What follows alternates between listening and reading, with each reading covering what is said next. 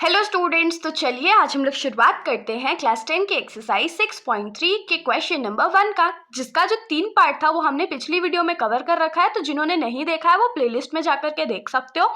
बाकी अभी हम लोग शुरू करेंगे इस क्वेश्चन के 4th पार्ट पर। तो इस क्वेश्चन में हम लोगों को करना क्या था, तो हम लोगों को बहुत सिंपली ये बताना था कि जो फिगर्स हम लोग को दिए हुए ट्रायंगल्स के वो आपस में सिमिलर हैं या नहीं है, ये हम लोगों को प्रूव करके दिखाना है। तो चलिए हम लोग शुरुआत करते हैं। तो ये जो 2 फिगर हम लोगों को दिख रहे हैं उसमें हम लोगों को कुछ मेजरमेंट्स दिए हुए हैं, उसको हम लोग सबसे पहले लिख लेते हैं। जैसे कि अगर इस ट्रायंगल के लिए लिखे तो क्या लिखेंगे, in triangle M N L. Eminent triangle में क्या होगा, तो एंगल एम जो है वो 70 डिग्री के बराबर गिवन है हम लोग को। उसके बाद एम एन का जो वैल्यू है वो 2.5 गिवन है और एम एल का जो वैल्यू है वो 5 गिवन है। वहीं पर अगर हम लोग दूसरे ट्रायंगल पे आए, ट्रायंगल पी क्यू आर, देखिए ट्रायंगल पी क्यू आर तो है, लेकिन हम लोग क्या करते हैं ना, इसका नेमिंग थोड़ा अच्छा से करते हैं ताकि एंगल जो है वो साथ में हो जाए। तो जैसे कि हमने इस ट्रायंगल का नाम एम रखा था शुरू में और वो 70 डिग्री था, इसीलिए हम लोग यहाँ क्यू से शुरुआत करेंगे। उसके बाद जैसे एम एन का रेशियो था तो एम एन के बराबर मेरा पी क्यू है, तो क्यू तो हमने पहले ही लिख लिया, तो ये क्या हो जाएगा क्यू पी और लास्ट में आर बच जाएगा।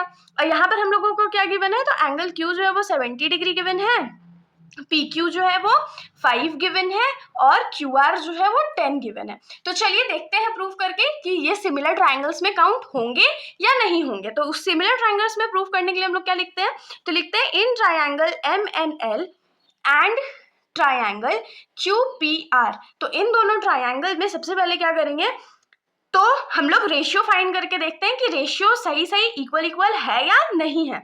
तो हम लोग M N by P Q का रेशियो चेक करते हैं। तो M N by P Q जो है वो क्या हो जाएगा, तो एम एन का वैल्यू हमारा कितना था 2.5 और पी क्यू का क्या था, तो 5 था। जब इसको हम लोग कट करेंगे तो ये 1/2 आएगा। उसके बाद दूसरे वाले साइड का रेशियो चेक करते हैं, जो कि हो जाएगा M L by Q are.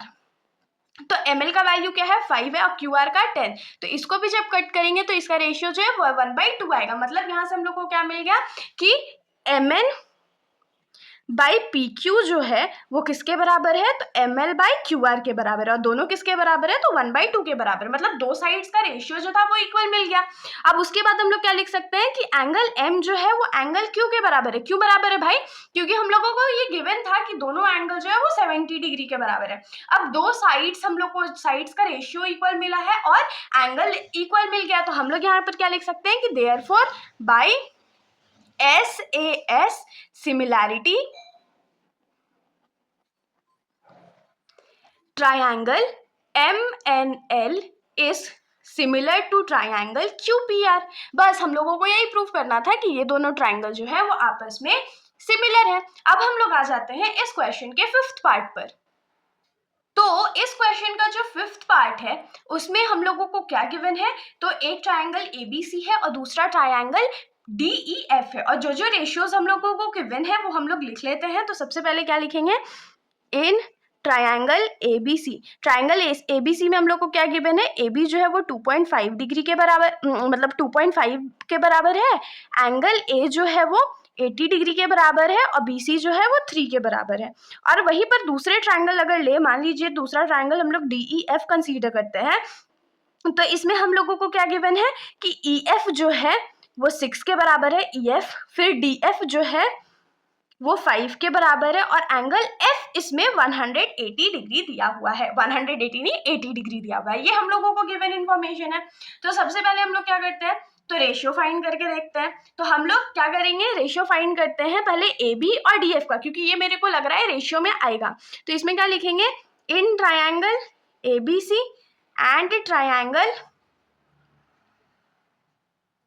DEF, तो AB बाई DF का रेशियो क्या आ जाएगा, तो 2.5/6 विच इज 6 नहीं 5 यहाँ पर होगा, DF का वैल्यू 5 है, तो यहाँ पर रेशियो 1/2 आ गया। अब दूसरे वाले साइड का अगर रेशियो ले तो वो क्या हो जाएगा, तो BC बाई EF जिसका वैल्यू क्या है, तो 3/6, इसका भी रेशियो 1/2 आ गया।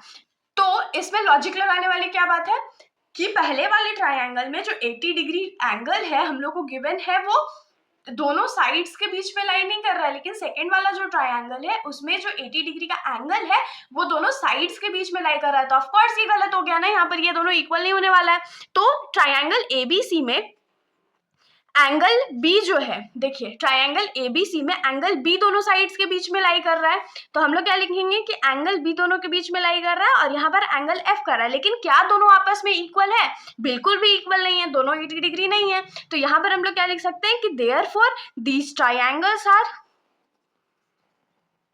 नॉट सिमिलर, क्योंकि इसमें एंगल का गड़बड़ी था, इसीलिए ये दोनों ट्राइंगल जो है वो आपस में सिमिलर नहीं है। अब हम लोग आ जाते हैं इस क्वेश्चन के 6th पार्ट पर।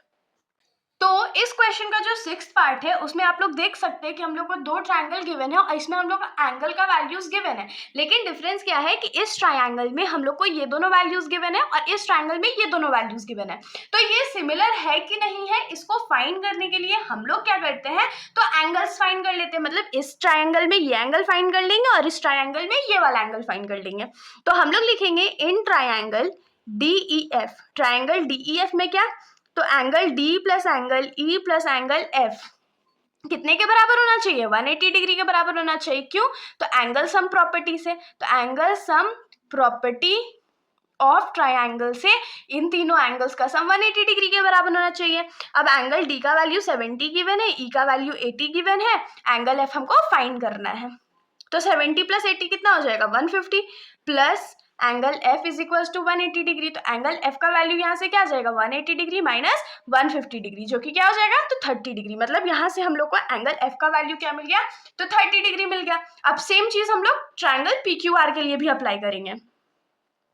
तो in triangle PQR, triangle PQR में क्या होगा? Angle P plus angle Q plus angle R is equal to 180 degree होगा। तो क्यों होगा? तो angle sum property of triangle से, angle sum property of triangle से इसका सम 180 डिग्री के बराबर होगा। एंगल P का वैल्यू मेरे को नहीं पता है, Q का 80 डिग्री है, R का 30 डिग्री है, इज इक्वल टू 180 डिग्री। यहाँ पर ऐड करेंगे तो ये क्या हो जाएगा? 110 degree is equal to 180 degree. और एंगल P, तो angle P is equal to क्या हो जाएगा? 180 डिग्री माइनस 110 डिग्री, जो कि क्या होने वाला है? तो 70 डिग्री। तो यहाँ से एंगल P का जो वैल्यू है वो क्या मिल गया? 70 डिग्री। अब आप लोग देख सकते हैं कि दोनों ट्राइंगल्स में तीनों एंगल्स जो है वो हम लोग को बराबर बराबर मिला है। मतलब ये ए क्राइटेरिया से क्या हो जाएगा? तो दोनों ट्राइंगल आपस में सिमिलर हो जाएगा। तो हम लोग इसको लिख लेते हैं। तो लिखेंगे in triangle DEF and triangle PQR, angle D जो है वो एंगल P के बराबर होगा। क्यों? तो दोनों 70 डिग्री है। एंगल E जो है वो एंगल Q के बराबर होगा। क्यों? तो दोनों 80 डिग्री है। और एंगल F जो है वो एंगल R के बराबर है। क्यों? तो दोनों जो है वो 30 डिग्री है। तो हम लोग यहाँ पर क्या लिखेंगे? Therefore by A similarity triangle DEF जो है वो सिमिलर है ट्राइंगल PQR के। प्रूव हो गया इसके साथ। तो होप सो कि आप लोगों को सॉल्यूशन समझ में आया होगा। अगर आप लोगों को वीडियो अच्छी लगी तो वीडियो को लाइक करिएगा और मेरे चैनल को बिना सब्सक्राइब करे कहीं मत जाइएगा। Thank you.